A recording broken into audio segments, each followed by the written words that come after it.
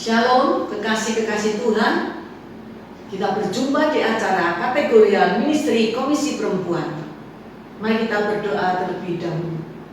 Bapa dalam surga, Bapa yang kami sembah dalam nama Tuhan Yesus Kristus, kami mengucap syukur, terima kasih pada hari yang indah, hari yang Kau berikan kepada kami.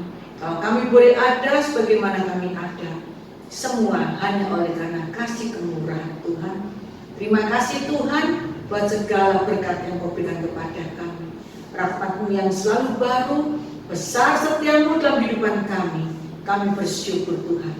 Tuhan Yesus, sebentar kami akan mendengar firman Tuhan. Urapi kami semuanya Tuhan. Penuhi kami dengan kuat kuasa-Mu. Kami serahkan acara ini dalam tangan Tuhan. Di dalam nama Tuhan Yesus kami berdoa dan kami mengucap syukur. Haleluya. Amin. Tema kita pada pagi hari ini, menjaga indera rohani. Mari kita sama-sama buka di Amsal 4 ayat 23 sampai 27. Firman Tuhan berkata, jagalah hatimu dengan segala kewaspadaan, karena dari situlah terpancar kehidupan. Buanglah mulut serong daripadamu, dan jauhkanlah bibir yang dolak-dalik daripadamu. Biarlah matamu memandang terus ke depan, dan tatapan matamu tetap ke muka. Tempuhlah jalan yang rata, dan hendaklah tetap segala jalan. Janganlah menyimpang ke kanan atau ke kiri, jauhkanlah kakimu dari kejahatan. Panca indera merupakan bagian organ tubuh yang penting. Dapat kita bayangkan kalau panca indera tidak berfungsi dengan baik. Supaya dapat berfungsi dengan baik dan sempurna, kita harus menjaga indera jasmani kita, merawat supaya tetap sehat. Selain menjaga indera jasmani, kita juga harus menjaga indera rohani supaya tetap baik dan tetap sehat. Kesehatan indera rohani seseorang sangat mempengaruhi dinamika kekristenannya. Kita harus menjaga kesehatan indera rohani supaya hidup kita berkenan kepada Tuhan. Kekasih Tuhan, bukan hanya indera jasmani saja kita jaga, harus kita jaga, kita rawat. Tapi yang penting indera rohani kita juga harus kita jaga. Harus kita rawat supaya indera rohani kita juga sehat dan kuat. Kekasih-kekasih Tuhan, bagaimana menjaga kesehatan indera rohani kita? Yang pertama, di dalam ayat 23, jagalah hatimu dengan segala kewaspadaan. Hati kita perlu dijaga secara teratur dengan penuh kewaspadaan. Kalau tidak, maka sinar kehidupan tidak akan pernah terpancar dalam hidup kita. Kesehatan jasmani ditentukan oleh sikap hati kita. Jagalah hati kita dengan segala kewaspadaan. Dalam Amsal 17 ayat 22 firman Tuhan berkata, hati yang gembira adalah obat yang manjur, tetapi semangat yang patah mengeringkan tulang. Kekasih Tuhan, bukan obat buatan luar negeri, bukan obat buatan dalam negeri yang manjur, bukan obat yang mahal yang manjur. Itu semua bukan jaminan. Tetapi hati yang gembira adalah obat yang manjur. Kekasih Tuhan, setiap kita punya penangkal penyakit kalau hati kita gembira, sehingga kita dapat berdoa dan mendengar suara Tuhan. Kalau hati kita gembira, kita sehat, kita berdoa, dan kita bisa mendengarkan suara Tuhan. Mengapa banyak Tuhan yang tidak memancarkan kehidupan kekristenan? Karena hatinya tidak dijaga. Bila hati tidak dijaga, maka kehidupan akan diwarnai oleh berbagai kejahatan dan kedengkian. Kekasih Tuhan, biarlah kita selalu menjaga hati kita. Setiap perbuatan atau perkataan kita kerap didasari dari hati. Bila hati bersih, maka kebaikanlah yang terpancar. Tapi bila hati kita kotor, maka kejahatanlah yang diperbuat. Tuhan memberikan formula surgawi sebagai berikut. Bila kita sanggup menjaga hati, maka terpancar kehidupan. Tetapi kalau kita tidak dapat menjaga hati, maka akan terpancar kematian dan kehilangan kasih.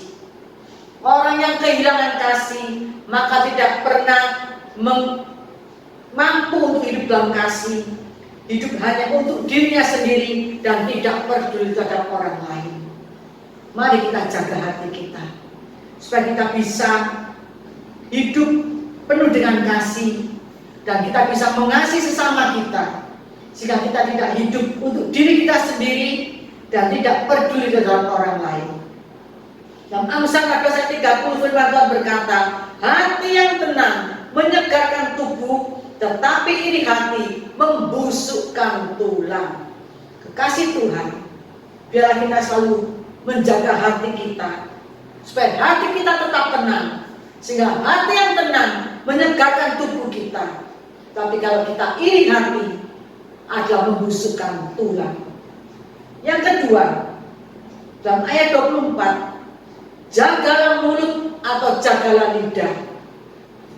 Buanglah mulut serong daripadamu, dan jauhkanlah bibir yang dolak-dalik daripadamu. Lidah itu bagian organ tubuh yang kecil, lentur, tidak bertulang. Dengan lidah kita dapat menasihati, dengan lidah kita dapat mengutuki, dengan lidah dapat membuat orang bersuka cita, tetapi dengan lidah dapat membuat orang berduka cita. Dengan lidah dapat membangun, dengan lidah dapat menghancurkan.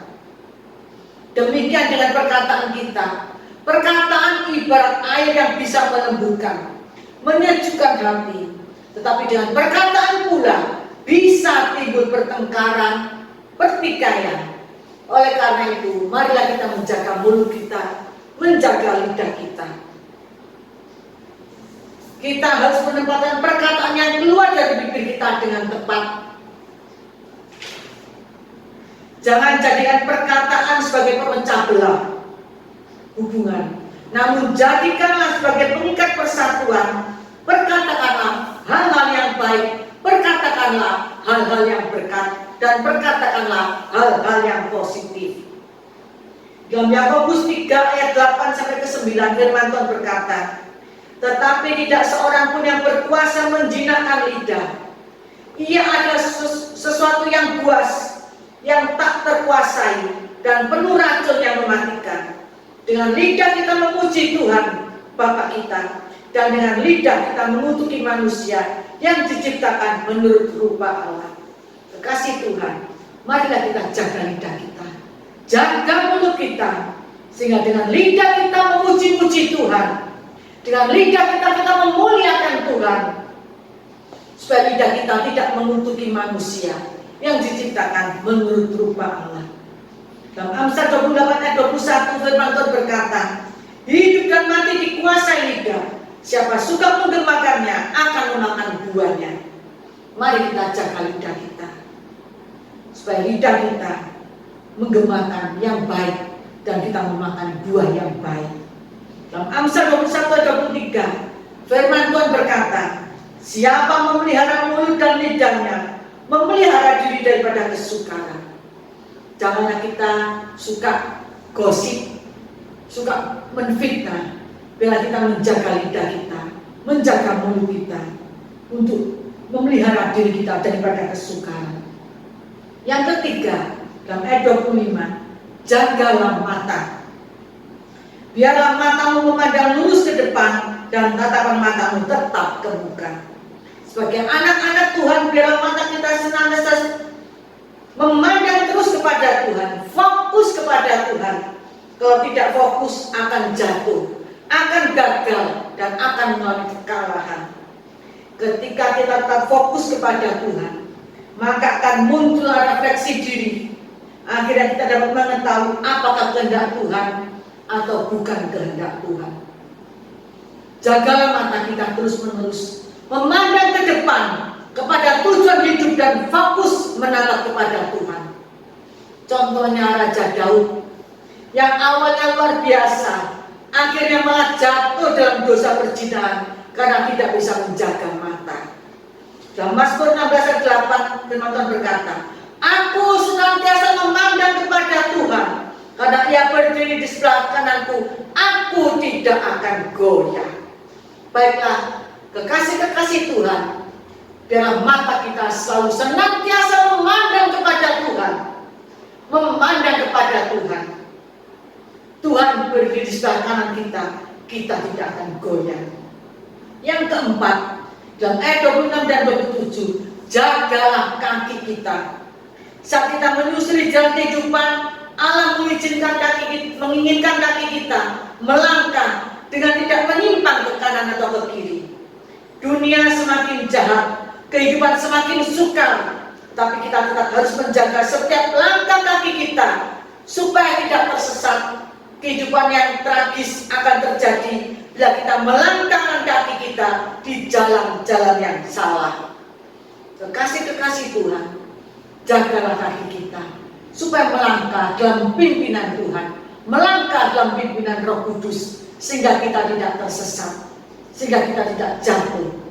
Dalam Amsal 1 yang ayat ke-15, firman Tuhan berkata, hai anakku, janganlah engkau hidup bertingkah laku mereka, tahanlah kakimu daripada jalan mereka. Janganlah kita melangkah, berjalan menuruti hawa nafsu kita, tapi biarlah kita melangkah dan berjalan dalam pimpinan kuasa Roh Kudus, sehingga kita boleh tetap di dalam jalan-jalan kebenaran firman Tuhan.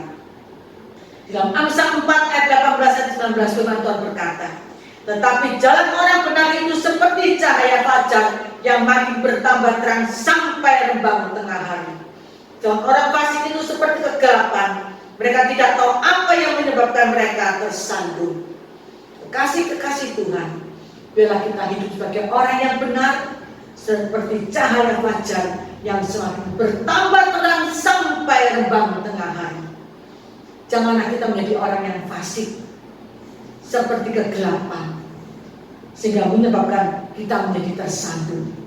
Kekasih-kekasih Tuhan, supaya indera rohani kita tetap sehat, biarlah kita menjaga hati dari segala kewaspadaan, menjaga mulut dan lidah kita, menjaga mata kita, dan menjaga kaki kita.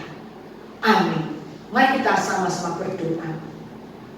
Bapa dalam surga, terima kasih buat firman Tuhan pada pagi hari ini, yang mengajarkan kepada kita untuk menjaga indera rohani kami, supaya hati kami tetap waspada, menjaga mulut kami dan lidah kami, menjaga mata kami dan menjaga kaki kami, sehingga hidup kami boleh mempermuliakan nama Tuhan. Terima kasih Tuhan buat firman Tuhan pada pagi hari ini, yang mengajarkan kepada kami, menasehati, mendidik, menegur kami. Terima kasih Tuhan buat firman-Mu. Di dalam nama Tuhan Yesus kami mengucap syukur dan kami berdoa. Haleluya. Amin. Kekasih-kekasih Tuhan, Tuhan Yesus memberkati kita semuanya. Amin.